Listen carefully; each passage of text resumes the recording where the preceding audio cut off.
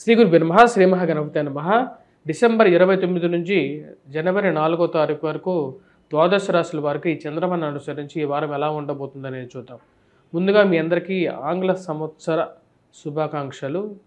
ఈ నూతన సంవత్సరంలో మీ మనసులో ఉన్నటువంటి ప్రతి ఒక్క ఆశ మరియు అదేవిధంగా జీవితకాలం నుంచి మీరు వెయిట్ చేస్తున్నటువంటి కొన్ని ముఖ్యమైనటువంటి విషయాలు ఏవైతే ఈ సంవత్సరం సాధించాలనుకుంటున్నారో అవన్నీ పరిపూర్ణంగా నెరవేరాలి అని చెప్పి ఆ భగవంతుడిని కోరుకుంటున్నాను. మరి అదేవిధంగా ఈ వారం గ్రహస్థితి ముందుగా మనం చూసినట్లయితే ఈ వారం ఎలా ఉందని చూద్దాం. ఈ వారం మనం గమనించినట్లయితే గ్రహస్థితి రీత్యా వృషభంలో గురు సంచారం జరుగుతుంది. అదేవిధంగా బుధుడు వృశ్చికంలో మరియు అదేవిధంగా మనకు కర్కాటకంలో కుజుడు నీచత్వం బట్టి కుజ స్తంభన జరుగుతున్నది. రవి వచ్చేటప్పటికి ధనస్సులో సంచారం చేస్తున్నాడు. మరియు అదేవిధంగా శుక్రుడు శని కలిసి కుంభంలో ఉన్నారు. రాహుకేతువుల స్థితిలో ఎటువంటి మార్పు లేదు. రాహు మీనంలో అదేవిధంగా కేతు వచ్చేటప్పటికి కన్యలో కొనసాగుతున్నారు. ఇటువంటి గ్రహస్థితి రాబోతున్నటువంటి వారం రోజుల పాటు ద్వాదశ రాశుల వారికి ఎటువంటి ఫలితాలు ఇవ్వబోతుంది అనేది చూద్దాం. కుంభరాశి వారికి వారం అనుకూలమైనటువంటి ఫలితాలు గోచరిస్తూ ఉన్నాయి. వృత్తిపరంగా వ్యాపారపరంగా సానుకూలంగా ఉంటుంది. చేస్తున్నటువంటి పనిలో విజయాన్ని సాధించగలుగుతారు. ఈ రాశిలో ఉన్నటువంటి వారికి నూతన ఉద్యోగ ప్రయత్నాల్లో సానుకూలమైనటువంటి ఫలితాలు పొందగలుగుతారు. కొంచెం మానసికంగా గతంలో పోల్చుకున్నట్లయితే గతంలో శని ప్రభావ రీత్యా ఎలాగైతే ప్రభావం ఉందో దాని నుంచి బయటికి రాగలుగుతారు. కుజుడు అత్యధికమైనటువంటి బిందువులతో షష్టమంలో ఉన్నాడు. లాభస్థానంలో రవి ఉన్నాడు. ఉద్యోగపరంగా చాలా ఉన్నతమైనటువంటి స్థితికి వెళ్ళాలి అని చెప్పి మీరు చేస్తున్నటువంటి ప్రయత్నాల్లో సానుకూలంగా ఉంటుంది. నూతన ఉద్యోగ ప్రయత్నాల్లో మార్పు చేర్పులకి ఇది అనుకూలమైనటువంటి సమయంగా మీరు భావిస్తారు. వ్యాపార ప్రయత్న సంబంధితమైన విషయాల్లో అనుకూలమైనటువంటి ఫలితాలు. రొటేషన్ బాగుంటుంది. మరి వైవాహిక జీవితంలో చిన్న చిన్న ఇబ్బందులు ఎదురవుతాయి ఈ రాశి వారికి. వైవాహిక జీవితంలో జన్మరాశిలో ఉన్నటువంటి శని సప్తమ దృష్టి అష్టమ దృష్టి వైవాహిక జీవితంలో కొన్ని కష్టాలను తెచ్చిపెట్టే విధంగా ఉంటుంది. జీవిత భాగస్వామితో కొన్ని పొరపత్యాలు ఉన్నప్పటికీ కూడా అవన్నీ సమస్యపోతాయి.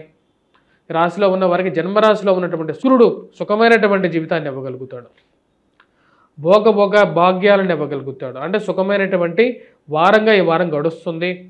బంధువులతో స్నేహితులతో గడపాలనుకుంటారు. ప్రశాంతంగా ఈ వారం గడుస్తుంది. సమయానికి రావాల్సినటువంటి డబ్బు అడ్జస్ట్మెంట్ చేయగలుగుతారు. జీవిత భాగస్వామి ఆరోగ్య విషయంలో కొంచెం ఆలోచన అనేది ఎక్కువగా ఉంటుంది. వైవాహిక జీవితంలో ఇవన్నీ సహజం, చిన్న చిన్న మాట పట్టింపులు అని చెప్పి మీరు భావిస్తారు.